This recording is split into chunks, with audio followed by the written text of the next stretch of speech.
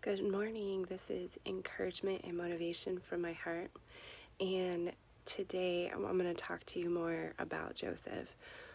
I was reading more on Joseph this morning, and I was astonished yet motivated by this next part of his story that I read. So, as we know, Joseph is in jail, and he is put ahead of like all the prison guards, even though he's in jail. And there are two individuals who are Potiphar's servants who ended up getting put in jail as well. One was his cupbearer, and the other one, I believe, served as food. And the first night that they're in jail, they have a dream. Both of them have a dream. And Joseph sees that they're in distraught, and he asks why they look so sad.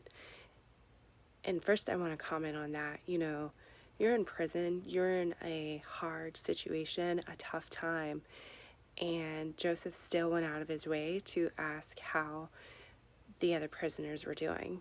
So I thought that was a good lesson that we can learn from, because oftentimes when we're going through stuff, the last thing that we do is we ask how others are doing. So that was my first thing that I noticed. And these two servants, they both told their dream. Well, Joseph, without even skipping a beat, because he knows that God has gifted him with being able to tell dreams or to interpret these dreams, he tells the first servant, this means within 3 days, you're going to be restored to being Potiphar's cupbearer, and you're going to continue doing what you were doing. Well, then the second servant was inspired by the first one and told his dream. His was a little different, and Joseph didn't skip a beat.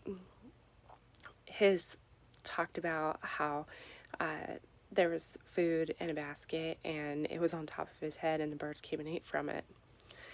And Joseph said the interpretation of his dream was that in 3 days, Potiphar was going to remove his head, and that the birds were going to eat the skin.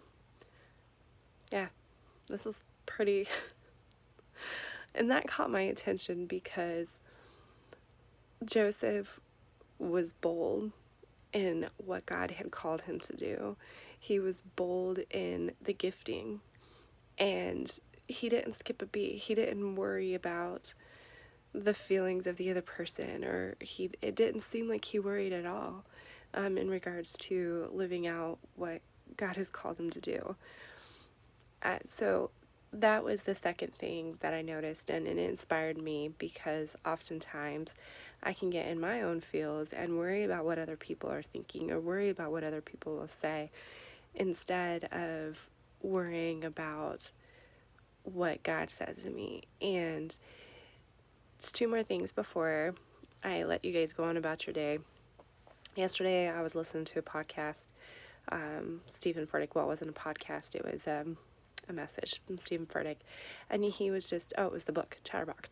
He was talking about his son, and when his son was saying, when he was playing t-ball, how does he know when he's going to do good, or when he won?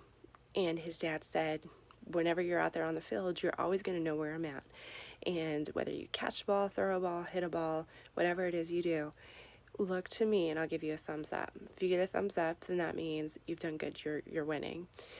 If you get a thumbs down or whatever, that means, we'll work on some stuff.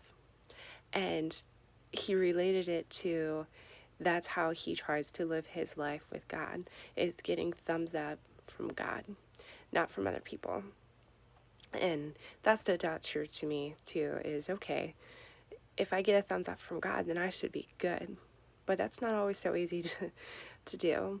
But as I talked to my son yesterday, my son's going through a little bit of a hard time in school, and I told him, because he's talking about some of the kids in his class, and I said, Caleb, God has given you an amazing ability to be able to encourage others.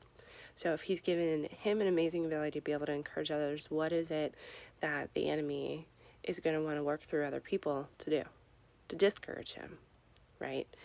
And I also told him the same thing, he likes to make people happy. He likes to help people.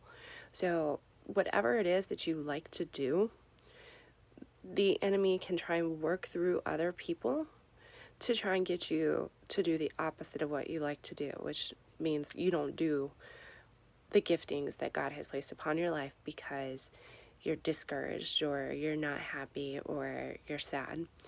And I mean, let's be real, when we are really sad or when we're going through our own stuff, the last thing that we want to do a lot of times is to help other people.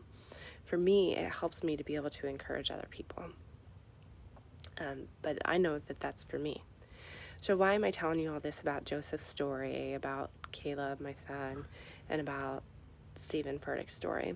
I'm telling you this because I hope through all of this, it'll encourage you to be bold, be confident, and continue seeking God and Him only to find out what it is, what giftings He's placed upon your life to be able to help other people.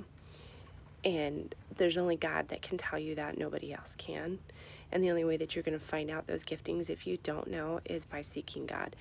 What I found in my life is the thing that brings, is kind of like an adrenaline type rush, or it gets me so excited, like I'm like a kid in a candy store. That's when you're beginning to kind of tap into the giftings that God has placed upon your life. So hopefully this encourages you today. It causes you to be bold, and it inspires you to continue to walk without doubt into the person that God has called you to be at your work center, at your school, because those places are sometimes the hardest places to be who it is that you're supposed to be, without doubt, without hesitation, like Joseph. So I hope you guys have a great day, and this is encouragement and motivation from my heart. And be encouraged, be inspired, share this with somebody else today. Have a great day.